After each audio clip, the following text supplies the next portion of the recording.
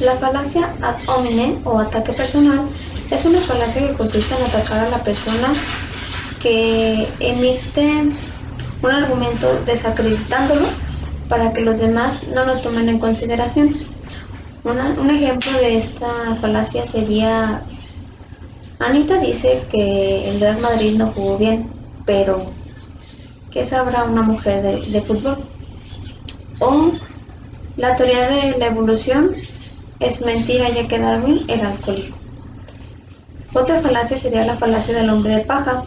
Esta falacia consiste en ridiculizar al oponente, y una de las falacias sería, un ejemplo de esta falacia sería: los ecologistas se preocupan más por el bienestar de los gusanos o las lombrices que por el de las personas. O en un argumento o conversación, por ejemplo, diciendo creo en Dios, y la otra persona puede decir, pues yo no creo en Dios, no creo en un ser, no creo en un ser imaginario que vive en las nubes y hace magia. Continuamos con la tercera falacia, la falacia de la apelación a la autoridad. Esta falacia argumentativa, también denominada ad verecundiam, ocurre cuando hacemos mal uso de una autoridad. Este mal uso de autoridad puede ocurrir de varias maneras. Por ejemplo, podemos citar solo a las autoridades, alejándonos convenientemente de otras pruebas comprobables y concretas, como si la opinión de los expertos fuera siempre correcta. O podemos citar autoridades irrelevantes, autoridades pobres o autoridades falsas. Un ejemplo sería cuando alguien dice: compró ropa deportiva en esta tienda porque este famoso dice que es la mejor. El famoso en cuestión puede ser un portavoz, pero esto no lo convierte en una autoridad relevante cuando se trata de ropa deportiva. Por lo tanto, este argumento se convierte en falacia de apelación a la autoridad. Falacia número 4. La falacia de la falsa equivalencia. Se da cuando una palabra, una frase o una oración se usa deliberadamente para confundir, engañar o inducir al error, al sonar como si se dijera una cosa pero en realidad es otra. Describe una situación donde hay una equivalencia aparentemente lógica, pero en realidad no hay ninguna. Un ejemplo sería: ambos son mascotas muy suaves, por lo tanto no hay diferencia entre un perro y un gato. Yo hablaré sobre la falacia populista. Se supone que es algo bueno, correcto o cierto, porque otras personas están de acuerdo con la persona que lo afirma. Esto se acepta que es algo popular. La falacia argumentativa es común entre los anunciantes.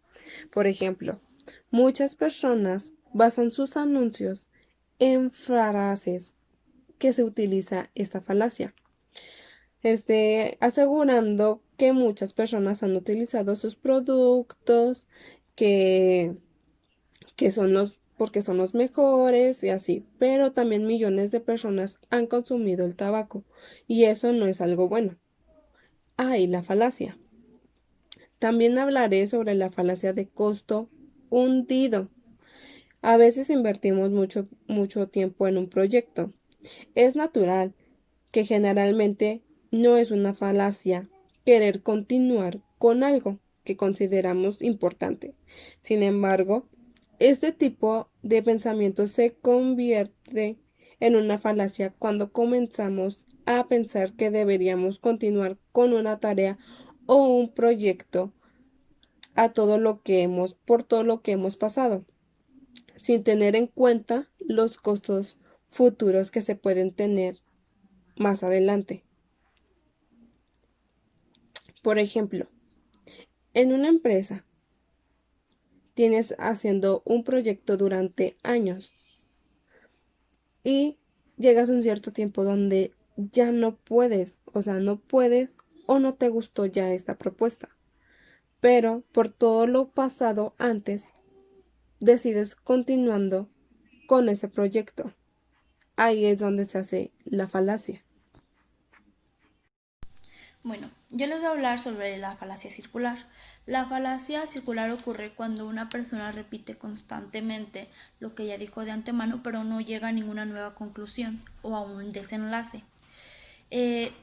Defiende su postura mediante una premisa que ya dijo anteriormente. Por ejemplo, lo que dice en el diccionario es verdadero y defiende su postura diciendo porque lo dice el diccionario o porque lo dice o porque está escrito en el diccionario, pero no llega a ninguna nueva conclusión y está incurriendo en una evidente falacia circular, ya que regresa a su premisa. La siguiente falacia es la falacia de la generalización apresurada.